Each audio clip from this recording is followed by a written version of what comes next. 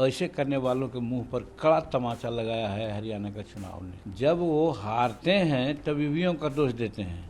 कर्नाटक में जीते तो ईवीएम, कौन ईवीएम काम कर रहा था? आज अगर मान लीजिए कि यहाँ हरियाणा में ही आज सेकंड पार्टी वो बन गए तो ईवीएम उनके लिए खराब, अच्छा नहीं था या खराब नहीं था। उसी प्रकार से जब कश्मीर पे भी बात आई या दूसरे दल के लोग जीते तो उसमें ईवीएम कम नहीं कि चोर चोरी से गया कि टूमा फेरी से भी गया। मतलब कि जो शुरू से चोर है, शुरू से ज़मीन हड़प फलना चिलना करने का उनका आदत बनी हुई है, उनके पिता श्री से है, तो पिता का सच्चा औलाद हैं वो। और इसी तरह से एक शो कर दिया कि साहब हम छोटी चीज़ को भी नहीं पकड़ सकते हैं, बड़े चीज़ को कहना क्या है। जीत हुई है उस पर आपका क्या कहना है? ये जीत का अगर श्रेय दिया जाए तो माननीय प्रधानमंत्री नरेंद्र मोदी जी को कहा जाता है, क्योंकि न सिर्फ आंतरिक मुद्दों में, आर्थिक मुद्दों में और वैदेशिक मुद्दों में, स्पेस के मुद्दों में और संसार के लोगों से, नेताओं से आंख में आंख मिला करके बात करने वालों में से एक नरेंद्र मोदी जी हैं। इसी का फल है कि भारत की जनता चाहती है कि हम नरेंद्र भाई मोदी जी को मिस न करें। इसलिए इस बड़ी जीत पर जो हरियाणा का है और जम्मू कश्मीर का है, उसके लिए हम प्रधानमंत्री नरेंद्र मोदी जी को बधाई देते हैं, शुभकामना देते हैं। और एक चीज़ और कहना चाहते हैं जो शायद कोई नहीं कहता है।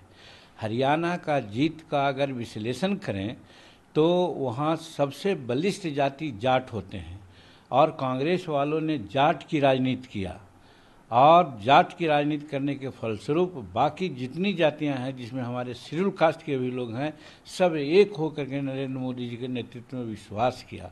इसलिए इस बात को भी झुठलाया जा सकता है या जाता है कि नरेंद्र मोदी जी और भाजपा शेड्यूल कास्ट के विरोधी है, आरक्षण का विरोधी है।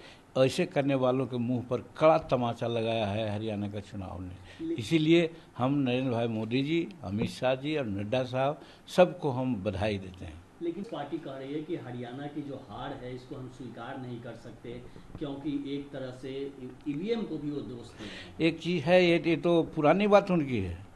जब वो हारते हैं तब ईवीएम का दोष देते हैं। कर्नाटक में जीते तो ईवीएम, कौन ईवीएम काम कर रहा था?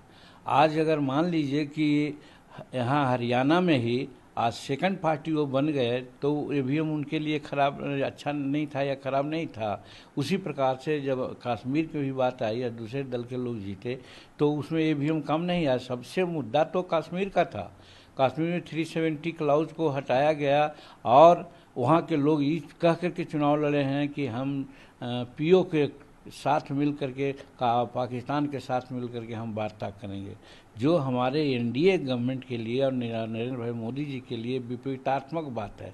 तो वैसी परिस्थिति में अगर हमको करना होता है, ईवीएम में गड़बड़ करते तो हम कश्मीर में करते, वहाँ हम बहुमत लेते कि हम 370 को सेव करते और जो पाकिस्तान परस्ती उन लोगों की नीति है उसको मात देते, तो हम वहाँ करते, हम हरियाणा में क्यों करते? लेकिन कहने का मतलब है कि इन लोगों का कोई सिद्धांत नहीं है, कोई थेसिस नहीं है। हारते हैं तो ईवीएम को दोष देते हैं और जीतते हैं तो कुछ बात नहीं बोलते। यही उनकी नकारात्मकता है जिसके चलते उनकी बराबर हार हो रही है।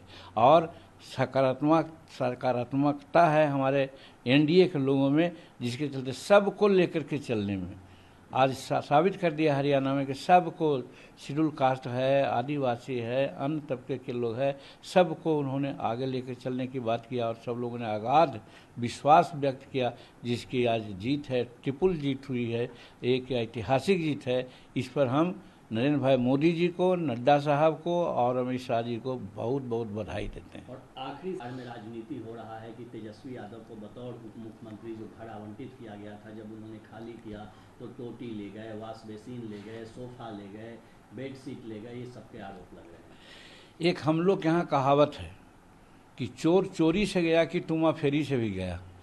मतलब कि जो शुरू से चोर है, शुरू से ज़मीन हड़प फलना चिलना करने का उनका आदत बनी हुई है, उनके पिता श्री से है, तो पिता का सच्चा औलाद हैं वो। और इसी तरह से एक शो कर दिया कि साहब हम छोटी चीज़ को भी नहीं पकड़ सकते हैं, बड़े चीज़ को कहना क्या है।